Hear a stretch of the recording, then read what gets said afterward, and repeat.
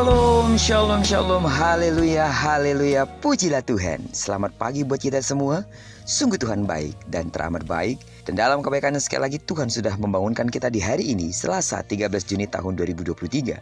Percayalah seperti Tuhan sudah memelihara dan memberkati kita di sepanjang malam yang telah kita lewati, maka di sepanjang hari ini juga Tuhan pasti akan memberkati kita. Amin. Baiklah, sebelum kita lebih jauh melakukan semua kegiatan pekerjaan kita hari ini, seperti biasa, mari kita landasi hidup kita terlebih dahulu dengan mendengarkan firman Tuhan dari pembacaan Alkitab 1 hari 1 pasal, dari bacaan 13 hari bersama kitab 2 Korintus. Dan hari ini kita sudah berada di hari yang ke-10. Maka kita akan membaca kitab 2 Korintus pasal yang ke-10, ayat pertama sampai dengan ayat yang ke-18.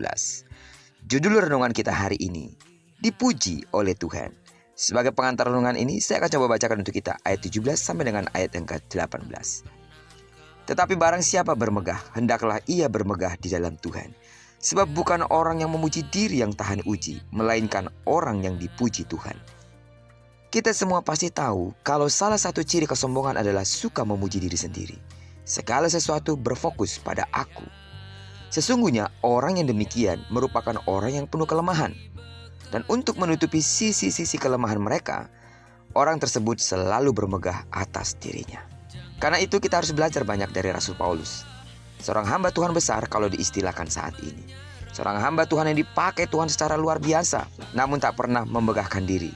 Bahkan dia berkata, kami tidak mau bermegah melampaui batas, melainkan tetap di dalam batas-batas daerah kerja yang dipatok Allah bagi kami, yang meluas sampai kepada kamu juga, katanya.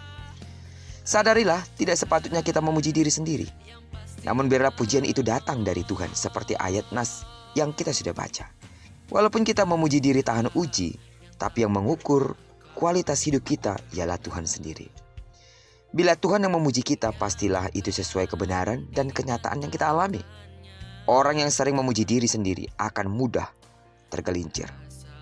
Pujian dan sanjungan dari manusia seringkali menjadi senjata atau jebakan ampuh bagi iblis untuk menjerat hidup seseorang. Karena itu Rasul Paulus menasihati demikian.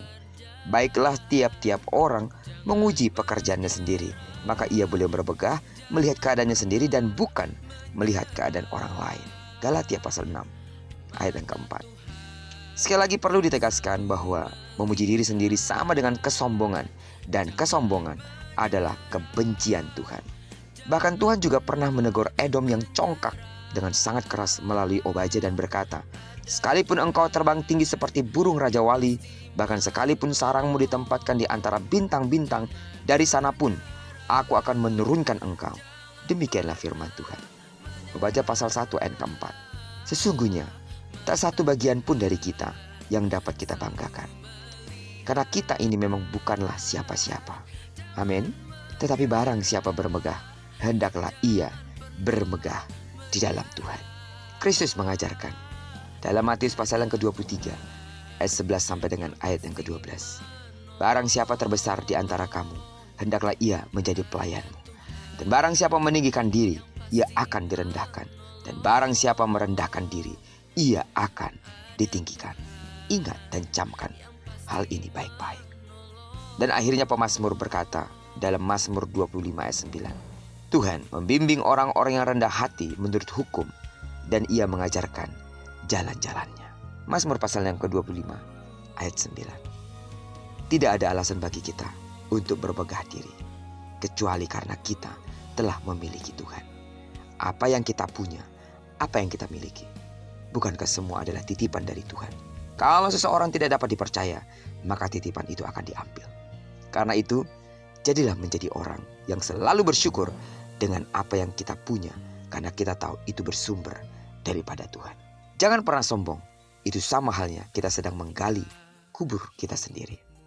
Namun serahkanlah semua hal yang telah kita peroleh, atau segala sesuatu yang telah kita capai, segala hal yang kita punya, serahkan semuanya untuk kemuliaan nama Tuhan. Dan lihatlah, Tuhan akan menambah-nambahkan, dan menambah-nambahkan hal yang baik atas hidup kita. Terpujilah nama Tuhan.